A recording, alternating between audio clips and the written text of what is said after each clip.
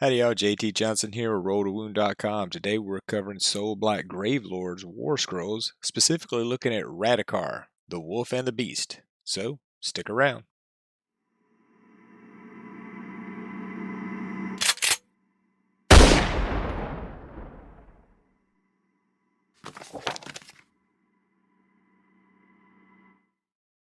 Alright everybody, we're going to be looking at Radukar as part of our Warscroll review series, and we're going to check out his Wolf profile and also his Beast profile. So we're going to go ahead and start with the Wolf.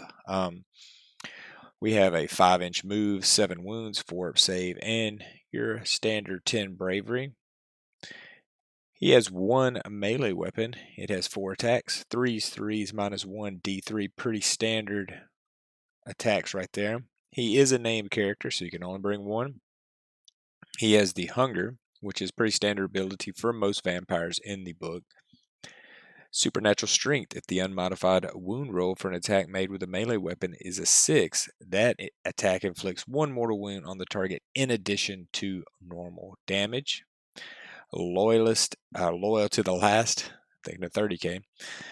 Roll a dice before you allocate a wound or mortal wound to this model while it is within 3 of any friendly Night Guards unit. On a 2+, that wound or mortal wound is allocated to one of those units instead. So there's another war scroll for the Kosargi Night Guard. If you bring them, you can sort of you can push off wounds from him, but it only works if you bring those units and they stay close. Magic. He is a wizard. He can cast 1 spell and unbind, and he doesn't have a signature spell, but he does have a command ability, which is called the Hunt. Use this command ability at the start of the combat phase. If you do so, pick 1 friendly model with this command ability that has made a charge move that turn. So basically, Radukar is going to have to charge, then use his command ability.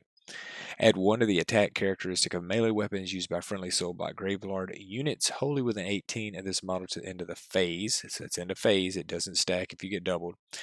The same unit cannot benefit from this command ability more than once per phase, which is pretty standard now because you can activate this twice. So the good thing with this here is it is Soulblight Gravelords, so it's anybody that you have from the book basically is going to get this ability, and it also works on himself, making him a little bit better. Death, Vampire, Soulblight Gravelords, Vakros Dynasty, Hero, Wizard, Vampire Lord, and Radukar.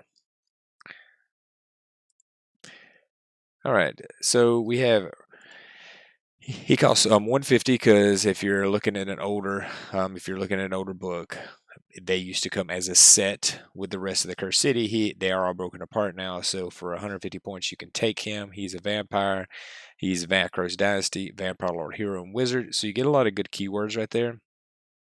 And like I said, he can be purchased separate from the Cursed City. His max wound output is 16 and average is 9. That's not counting any buffs. These are just raw. So, with Call to the Hunt or different things, those numbers will go up a good bit. All out attack, different things like that. More damage than a Vampire Lord because of Supernatural Strength. So Supernatural Strength's the kicker on this that ups that up quite a bit if it spikes. But all in all, a pretty average, combat character or hero. He's not something that you're like, oh my goodness, he's dishing out a lot. The good, he's 7 wounds, 150 point, slightly better than in close combat than a Vampire Lord. So that becomes is what he's bringing to the table with Supernatural Strength and Call to the Hunt, better than a Vampire Lord's innate command ability. So that's sort of where I'm sort of at with him. Now there are other units and models that benefit from Radukar. The bad, Call to the Hunt needs him to charge, and while not super squishy, he is not the most survivable unit in the game. You don't necessarily need to play him backline, but you really don't want him getting charged. That's for sure. You'd rather be doing the charging with him. 4+ is not that great. You could all out defense, of course. Loyal to the last needs you to take the Cursed City units. So, you got to bring the Night Guard with him. And the Night Guard, we'll do a Warscroll review on them later. They're not awesome. They're probably like a little below average, but if you take them with him, it's a lot of extra wounds for him. His command ability is great, but you have to charge with him. That puts him in harm's way, and he needs to. He's not the most tanky unit in the book. You could use him as a missile to charge in, pop call the hunt off, buff all your units, and then hope he survives. Not a bad unit, but may take Vampire Lord with enhancement over Radukar, so that's something to think about if you have some extra enhancement slots and you're looking at between him and a Vampire Lord. I might add, if your build is if you're building around Radukar specifically, then Radukar is going to be better with the Night Guard, and with some of the other units of Curse City around him. But if you're just looking like, hey, I just want to build an average list, I need to throw in another hero. Am I going to take a Vampire Lord or Radukar? It's pretty good debate. Works better when you take all the Cursed Cities units. All right, unit rating B minus. Now it could be argued it could be a little bit better, especially if you're building around him with some of the Cursed Cities units that specifically you need him for. But if I'm just list building and I have 150 to 200 points to add in a foot hero or some hero, I'm probably going to take a Vampire Lord with an enhancement if I have those over Radukar, just because I think that they're a little bit more flexible, and I'd like their command ability a little bit more, because you do have to charge with Radukar. I'm not saying that he's garbage, and if someone brought him instead of a Vampire Lord, especially if they built around him with some Night Guard or some of the other units that spike off his keywords, then I wouldn't say it's horrible. But for now, I think he's a B minus Warscroll. Moving on to Radukar the Beast. All right, so Radukar the Beast is an 8-inch move, 12 wounds, 4 up save, and 10 bravery. He's a named character, the single model, and he has a Vicros keyword. This model is treated as a general in addition to the models chosen to be your army. So there's a general in addition right there. So that's command buffs and different ranges and things like that. Rolling for your command or getting your extra command points at the beginning of a hero phase. Companion Radukar the Beast is accompanied by 2 Bloodborne that attack with piercing blades. They're treated as a mounts, so stuff that spikes off mount keywords or something like that, or does not affect mounts, will not affect their attacks. Abilities, Bounding Charge. This model can run and still charge later in the same turn. So that's an 8-inch move. Let's say you use a command point.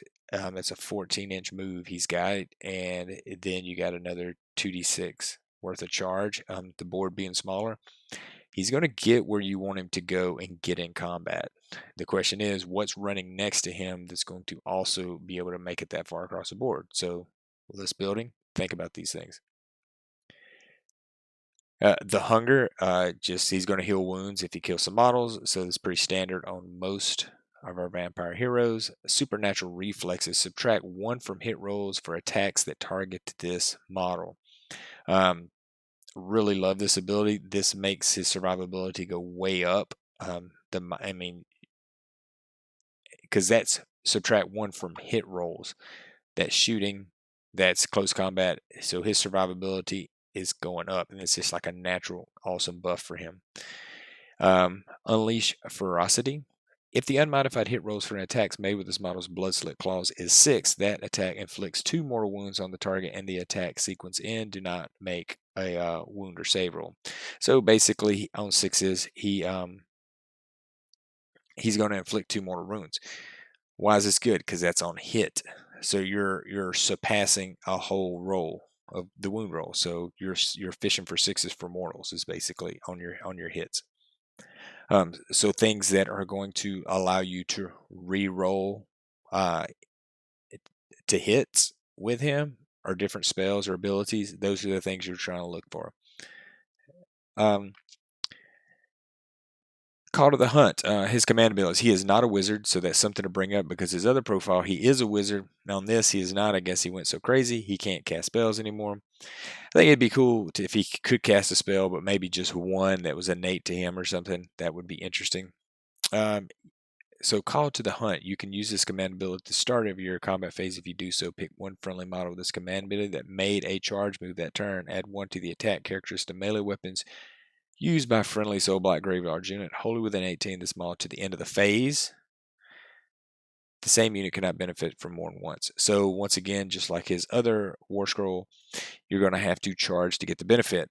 The difference is I want him to charge. He's got run and charge. He's got a -1 to hit. He's got more wounds. He's got a better say. Like, I'm not as scared of charging Radukar, the Beast in. The Wolf, I'm like, okay, do I want to throw him away? With this guy, I'll go clip the end of a line and go toe to toe with some stuff.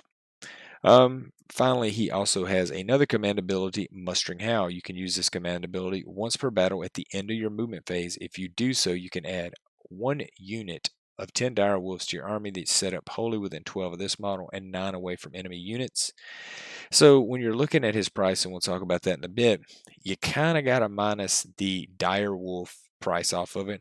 Also, think about this. It's the end of movement. He can run and charge. So you run, and you're going to get your direwolf pack that he's going to pop out way across the table.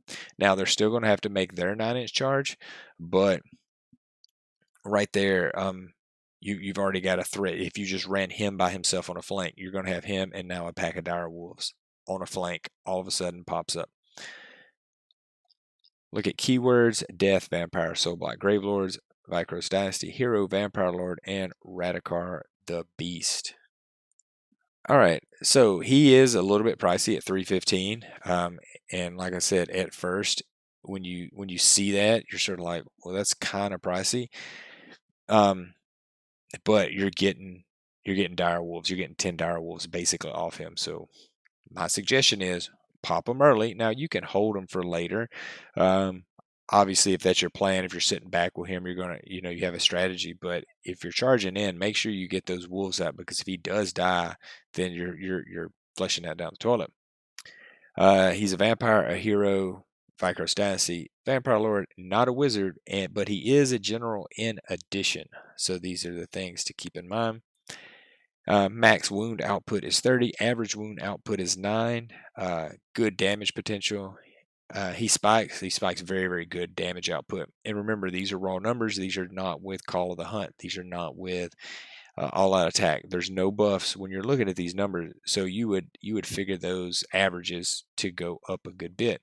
But when you're averaging 9 wounds, and that average, I think, is a little low. I think he'd probably, I would be confident he's going to do 11 or 12. That's when you're looking at a screening unit. You're looking at a unit holding an objective to the side and saying, hey, I can go kill that 10-man unit of 1 wound models, like with him by himself. All right, the good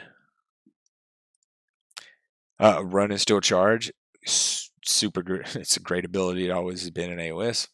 12 wounds, a 4+ save with a 6++. He has the hunger. He's -1 to hit. Very tanky. Don't forget also the hero ability to heal D3 every hero phase.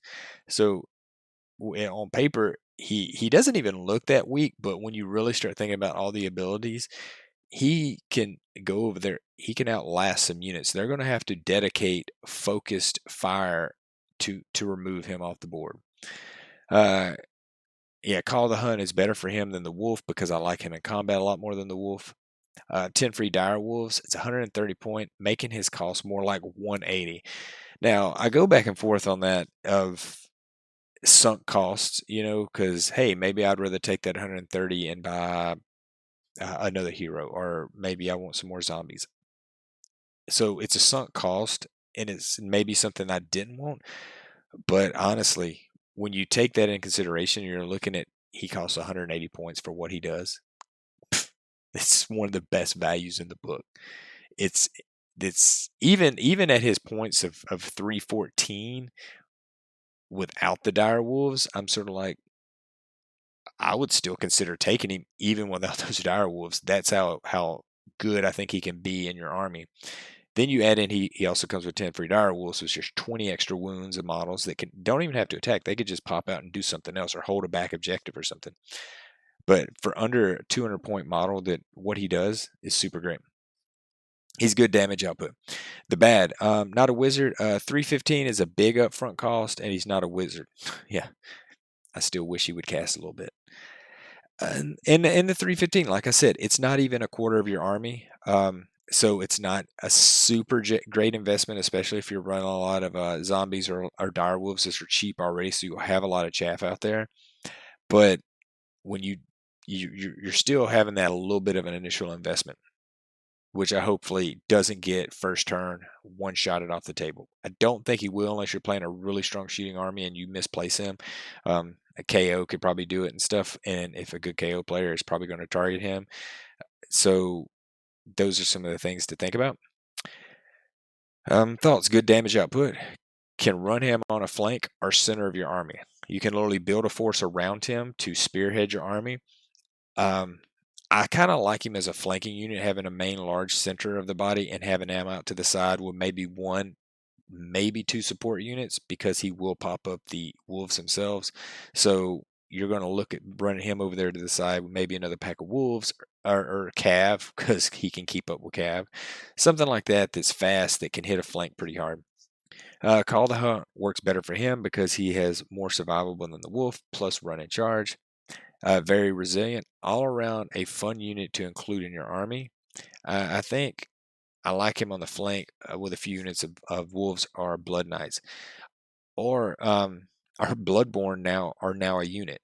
So go put 3 or 6 bloodborne next to him.